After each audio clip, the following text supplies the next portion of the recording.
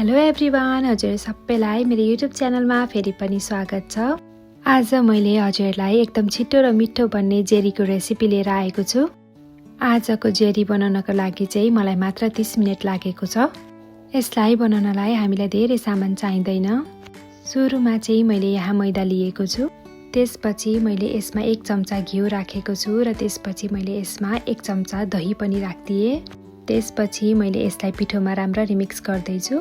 जेरीको batter बनाउँदा हामीले कहिले पनि एकैचोटि धेरै पानी राखेर बनाउँदैनौँ। यसलाई चाहिँ थोरै थोरै पानी राखेर गराउनु पर्छ। त्यसो गर्दा पिठोमा गिर्खा बस्दैन र ब्याटर एकदम स्मुथ हुन्छ। यतिको भएपछि मैले यो पिठोलाई 15 मिनेटसम्म छोडिदिन्छु।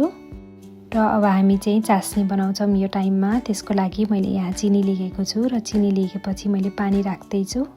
जेरीको चास्नी चाहिँ धेरै बाक्लो हुँदैन अनि यसलाई हामीले धेरै बेरसम्म पकाउन पनि पर्दैन।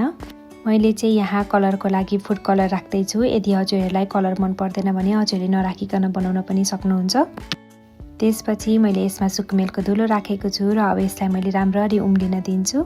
लगभग 5 मिनेट पछि चाहिँ यो चास्नी मजाले उम्लेर चिनी पनि घुलिन्छ।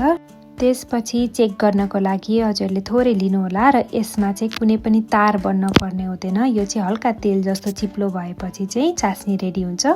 अब मैले यहाँ जेरी फ्राई गर्नको लागि तेल तताउँदैछु र त्यसपछि ब्याटरमा मैले बेकिङ पाउडर राखेँ। हजुरहरूले याद गर्नुहोला, बेकिङ सोडा होइन, हामीले बेकिङ पाउडर राख्न पर्ने हुन्छ। जेरी हाल्नको लागि मैले आज पाइपिङ ब्याग युज गर्दैछु। यदि हजुरसँग त्यो छैन भने हजुरहरूले ससको बोतल अथवा तेलको प्याकेटबाट पनि राख्न सक्नुहुन्छ। अब पाइपिङ ब्यागलाई एउटा ग्लासमा राखिसकेपछि मैले अघि बनाएको ब्याटरलाई राख्दैछु। यति गरिसकेपछि मैले यसमा चाहिँ तलपट्टि कैँचीले काटेर पाल पारिदिन्छु र हजुरहरूले देख्न सक्नुहुन्छ मैले भिडियोमा कति मजाले जेरी राखेको छु। मलाई त्यति राम्रो सेप बनाउन त आउँदैन, तर पनि ठिकै छ। जेरी त जस्तो भए पनि मिठै हुन्छ। अब यसलाई क्रिस्पी बनाउनलाई चाहिँ हामीले अलि बेर फ्राई गर्नुपर्ने हुन्छ। हजुरहरूले भिडियोमा देख्न सक्नुहुन्छ दुवै साइडबाट हल्का हल्का रातो हुँदै आएपछि बल्ल हामी यसलाई चास्नीमा राख्छौँ। सुरुमा फ्राई गर्न राखेको जेरी चाहिँ हल्का रातो भइसकेको छ र त्यसपछि मैले यसलाई अघि बनाएको चास्नीमा राख्दैछु। अब जेरीलाई हामी चास्नीमा धेरै बेर छोड्दैनौँ। दुवै साइडबाट 1-1 मिनेट राखिदिएपछि चाहिँ यो रेडी हुन्छ। चास्नी बाक्लो भयो भने चाहिँ जेरीको भित्रसम्म पस्दैन, त्यही भएर चास्नी बनाउँदा चाहिँ हल्का पातलो नै राख्नु होला। अघि राखेको जेरी चाहिँ दुवै साइडबाट रातो र क्रिस्पी देखिसकेपछि मैले यसलाई सुगर सिरपमा राखिदिएँ। एकैछिन जेरीलाई चास्नीमा राखिदिएर म चाहिँ अर्को ब्याचको जेरी राख्दैछु।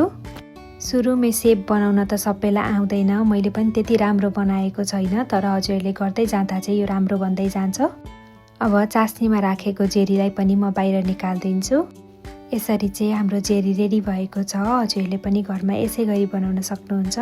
आशा छ आजको भिडियो हजुरहरूलाई मन पर्यो होला। यदि मन परेको छ भने मलाई लाइक, सेयर एन्ड सब्सक्राइब गर्न चाहिँ नभुल्नु होला। Thank you.